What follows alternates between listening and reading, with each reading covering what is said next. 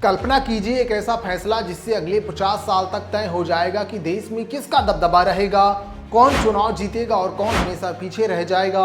और सबसे बड़ा सवाल, अगर ये महिलाओं के हक का बिल है तो इसे डेलिमिनेशन से क्यों जोड़ा गया। यही वो सवाल है जिसका जवाब आपको अंत तक बांधे रखेगा।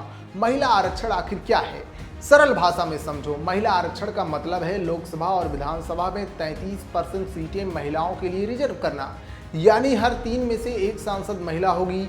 सुनने में सही लगता है क्योंकि भारत में आज भी महिलाओं की भागीदारी राजनीति में बहुत कम है। लेकिन असली ट्विस्ट यहाँ आता है, यह आरक्षण तुरंत लागू नहीं होगा। क्यों? क्योंकि इसे डेलिमिनेशन से जोड़ा गया है। डेलिमिनेशन क्या है और क्यों इतना विवाद? डेलिमिनेशन का मतलब है लोकसभा की सीटों को नई आबादी के हिसाब से फिर से बांटना।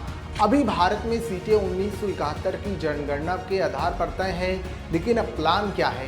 नई जनगणना के बाद सीटें बढ़ेंगी और उसका बंटवारा भी बदलेगा।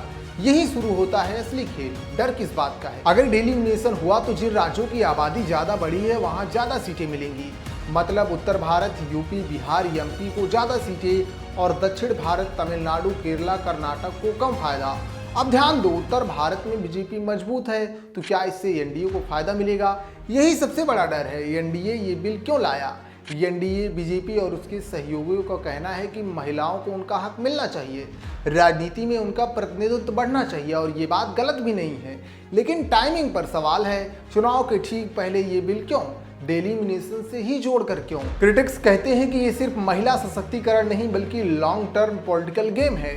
इंडिया अलायंस ने विरोध क्यों किया? इंडिया अलायंस का कहना है कि महिला आरक्षण तुरंत लागू करो, उसे डेलिमिनेशन से मत जोड़ो। क्यों? क्योंकि अगर दोनों को साथ जोड़ दिया गया तो असली फायदा राजनीतिक नक्शा बदलने वालों का होगा और नुकसान दक्षिण भारत के राज्यों का और उन पार्टियों का जिनकी पकड़ वहां मजबूत है। आगे क्या होगा? लोकसभा की सीटें 543 से बढ़कर 800 प्लस हो सकती हैं। उत्तर भारत का प्रभाव और बढ़ सकता है, दक्षिण भारत की राजनीतिक ताकत घट सकती है और एनडीए को लॉन्ग टर्म फायदा मिल सकता है। लेकिन महिला की भागीदारी जरूर बढ़ेगी, नई लीडरशिप आएगी, यानी ये फैसला फायदा भी है और खतरा भी।